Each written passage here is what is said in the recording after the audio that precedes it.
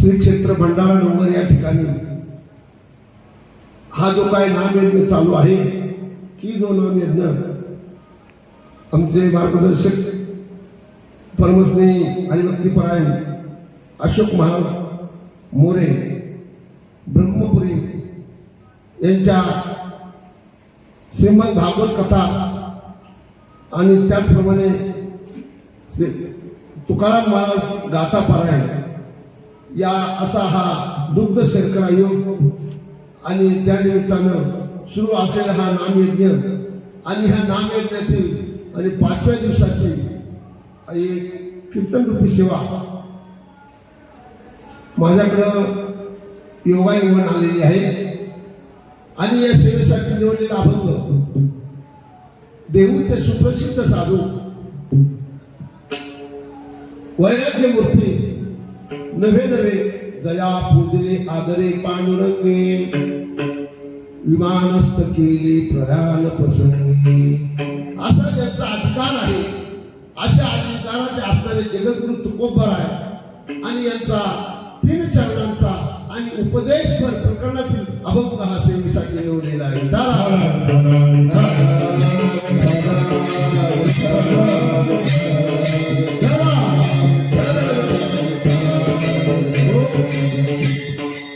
सेवेला सुरुवात करण्यापूर्वी 2 शब्द परिहार देतात म्हणजे असा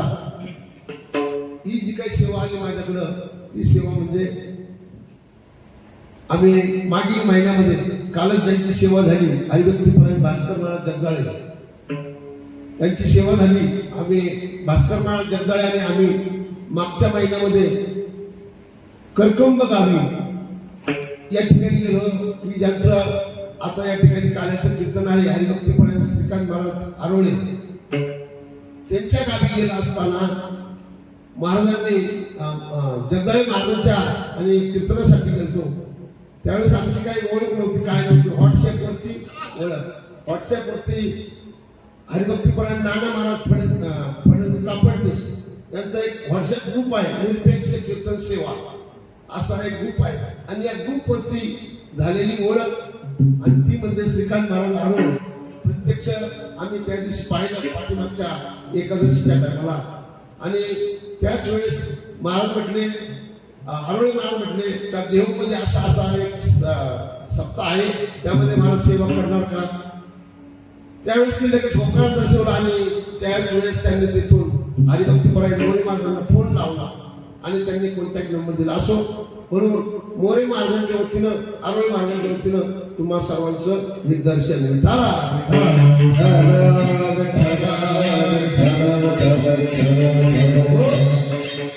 महाराज.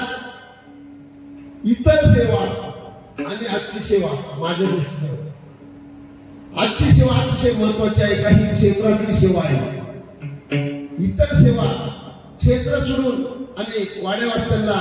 बाहेर गावी होत असतात परंतु ही श्री क्षेत्रातली सेवा आहे. आळंदी म्हणा पंढरपूर म्हणा देव म्हणा इतर क्षेत्रांपेक्षा ही क्षेत्रातली सेवा आणि खूप वेगळी असते. नवे त्या ठिकाणी श्रोतृवर्ग सुद्धा आणि अतिशय आणि चाणक्य असतो. म्हणून तुमचा माझा परिचय नाही परंतु परिचय देतो मी असा का मी या ठिकाणी खरं सांगतो मला मी काही कीर्तनकार मोठा कोण नाही फक्त सेवक आहे. संत दास सेवक संत चरण सेवक आहे काय. म्हणून मी जर कार्यक्रम करतो तो मला असं बाकीच्या कार्यक्रमासारखा हसवायचा रडवायचा मनोरंजन कार्यक्रम आपल्याकडे येत नाही. मी फक्त एकच तत्व घेतलेलं आहे का जेणे करून मूर्ती ठसावी अंतरी श्री हरीची ऐशी कीर्तन मर्यादा आहे संतांच्या घरची सगुण चरित्रे परम पवित्रे सादर वर्णावे. हा जो नाथमारांचा अभंगाप्रमाणे मी आणि ही सेवा करण्याचा प्रयत्न करणार. असो त्याच्या पुढे सांगतो बऱ्याच दिवसापासून आणि माझ्या मनामध्ये इच्छा होती आणि ती इच्छा की क्षेत्रामध्ये आणि आपली एखादी सेवा घडली पाहिजे म्हणून ती इच्छा प्रत्यक्ष तुकोबरायांनी आणि मोरे महाराजांच्या आणि साह्याने ही पूर्ण करून घेतलेली आहे. म्हणून महाराजांच्या भाषेत सांगतो बहुत दिवस होती मज आस आज घडले सायाशी रे तुका म्हणे होय तुमचे पुण्य भेटी दिली पायासी रे नाचत जाऊ त्याच्या गावारे खेळूया सुख देईल विसावारे म्हणून ही सेवेसाठी निवडलेला अभंग त्या अभंगामध्ये जगद्गुरु तुकोबांना म्हणतात सांगतो तुम्हासी बजारे विठ्ठला नाही तरी गेला जन्म वाया महाराज म्हणतात तुम्हाला मी सांगतो काय करा त्या विठोबाला भजा आणि जर भजला नाही तर त्याचा परिणाम काय होईल नाही तरी गेला जन्म वाया तुमचा जन्म वाया गेल्याशिवाय राहणार नाही का तर त्या विठोबाला जर भजला नाही तुम्ही तर नक्कीच तुमचा जन्म वाया गेल्याशिवाय राहणार नाही पुढे महाराज म्हणतात तुम्हाला हा नरदेह मनुष्य देह मिळालेला आहे आणि या मनुष्य देहाच्या साह्याने तुम्ही या प्रपंचाची या संसाराची नुसती बरोबरी केली म्हणजे नुसताच प्रपंच करीत बसले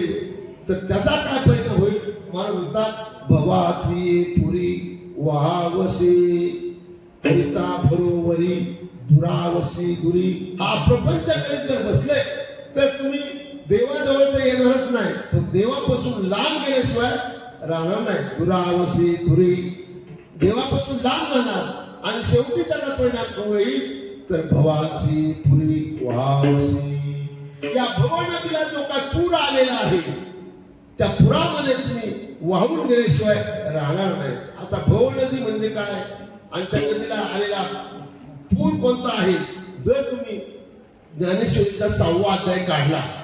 त्या 6व्या अध्यायामध्ये त्या नदीचं वर्णन केलेले आहे जी काय माया नदी म्हटलेली आहे पहा त्या नदीमध्ये या भव नदीमध्ये आणि तुम्ही वाहून गेल्याशिवाय राहणार नाही असं महाराज दुसऱ्या चरणामध्ये सांगतात आणि शेवटी महाराज म्हणतात अहो महाराज तुम्ही आम्हाला देवाला आणि भजायला सांगता परंतु त्या भजण्यासाठी देवाकडे जाण्यासाठी आमच्याकडे पैसे नाही धन नाही मग कसं काय आम्ही काय करायचं तर महाराज म्हणतात देवाला भजण्यासाठी काय लागतं फक्त भाव लागतो पैसे वगैरे काही लागत नाही काही नलगे एक भावाची कारण काही लागत नाही फक्त एक भाव लागतो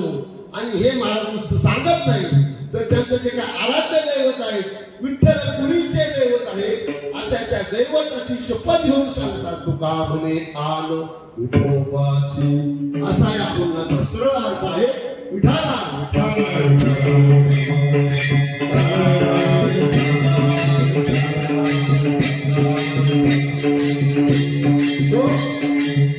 सज्जन हो तुम्ही आम्ही पाहिलं तर खरंच भाग्यवान आहोत भाग्यवान का आहोत तर पहा शास्त्राने 3 गोष्टी दुर्लभ सांगितलेल्या आहेत पहिली गोष्ट सांगितली आहे का मनुष्य देह मिळणं हे दुर्लभ सांगितलेलं आहे नरदेह दुर्लभ दान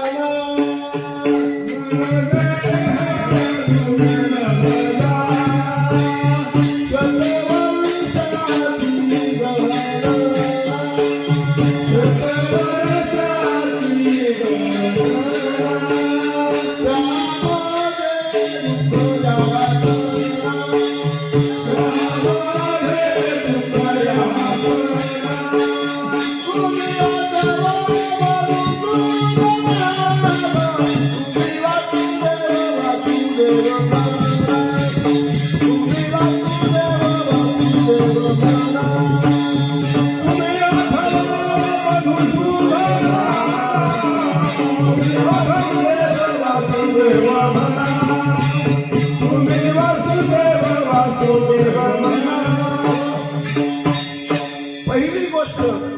हा